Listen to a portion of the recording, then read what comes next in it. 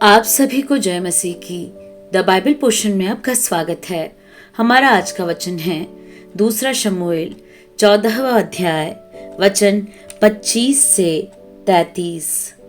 समस्त इस्राएल में सुंदरता के कारण बहुत प्रशंसा योग्य अबशालोम के तुल्य और कोई न था, वरन उसमें नख से शिख तक कुछ दोष न था।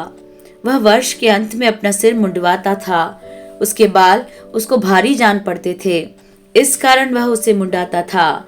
और जब जब वह उसे मुंडाता तब तब अपने सिर के बाल तौलकर राजा के तौल के अनुसार 200 शकेल भर पाता था। अबशालोम के 3 बेटे और तामार नामक एक बेटी उत्पन्न हुई थी, और यह रूपवती स्त्री थी। अतः अबशालोम राजा का दर्शन बिना पाए यरूशलेम में 2 वर्ष रहा। तब अबशालोम ने योआब को बुलवा भेजा कि उसे राजा के पास भेजे, परंतु योआब ने उसके पास आने से इनकार किया। उसने उसे दूसरी बार बुलवा भेजा, परंतु तब भी उसने आने से इनकार किया। तब उसने अपने सेवकों से कहा, सुनो, योआब का एक खेत मेरी भूमि के निकट है और उसमें उसका जौ खड़ा है, तुम जाकर उसमें आग लगाओ। इसलिए अबशालोम के सेवकों ने उस खेत में आग लगा दी।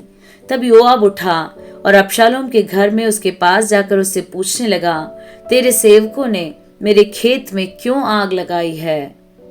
अबशालोम ने योआब से कहा, मैंने तो तेरे पास यह कहला भेजा था, यहाँ आना कि मैं तुझे राजा के पास यह कहने को भेजूं, मैं गशूर से क्यों आया?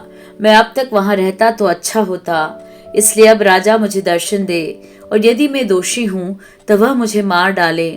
तब योआब ने राजा के पास जाकर उसको यह बात सुनाई, और राजा ने अबशालोम को बुलवाया। अतः वह उसके पास गया और उसके सम्मुख भूमि पर मुंह के बल गिर के दंडवत की, और राजा ने अबशालोम को चूमा।